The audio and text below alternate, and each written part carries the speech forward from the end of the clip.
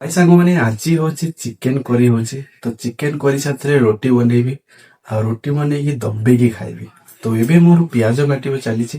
ତ ପିଆଜ କାଟି ସାରିଲା ପରେ ଯାଇକି ଚିକେନ କଷିବା ଷ୍ଟାର୍ଟ ଦେଖିବ ତ କି ପିଆଜ ଆମର କାଟା ଚାଲିଛି ଏବେ ଆଉ ଲଙ୍କା ବି ତା ସାଥିରେ କାଟା ଚାଲିଛି। ଆମର ଚିକେନ ଧୁଆ ସରିଗଲା। ତ ସାଙ୍ଗମାନେ ଦେଖିବେ ତ ଆମର ହେଲା ଅଟା ଦବାଣିଆ ଚାଲିଛି ଏବେ।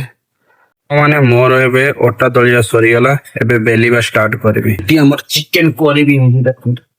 ଇଏ ଆମର ସ୍ତ୍ରୀ ମୋର କାମ କରୁଛି ଦେଖିପାରୁଥିବେ ଚିକେନ କରି। ଦେଖିବା ତ କି ଆମର ରୁଟି ଏବେ ପ୍ରସ୍ତୁତ ହଉଛି। ଏଠି ବେଲିକି ରଖି ଦିଆଯାଇଛି ଆଉ ଚିକେନ ବି ସେଠି ହେଇଗଲାଣି ଅଲରେଡି। ତ ଦେଖନ୍ତୁ ସାଙ୍ଗମାନେ ମୋ ସ୍ତ୍ରୀ ଏବେ ପୁରାପୁରି ରୋଷେଇ କରିବା ପୁରା ବ୍ୟସ୍ତ ଅଛି।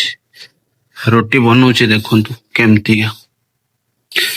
ମାନେ ଆମର ଏବେ ରୁଟି ଆଉ ଚିକେନ ରେଡି ହେଇଗଲାଣି। ଆଉ କେତେଟା ରୁଟି ଖାଇବି ଆଉ କେତେ ଚିକେନ ଖାଇବି ଆପଣ ମାନେ ସେଇଟା ବି ଦେଖି ନିଅନ୍ତୁ। ତ ସାଙ୍ଗମାନେ ଆମର ରୁଟି ଆଉ ଚିକେନ ପୁରା ରେଡି ହେଇଯାଇଛି। ସାଙ୍ଗମାନେ କେମିତି ଲାଗିଲା ଭିଡିଓଟି ଆପଣ ମାନେ କମେଣ୍ଟରେ ଜଣେଇବେ। ରହୁଛି ଧନ୍ୟବାଦ।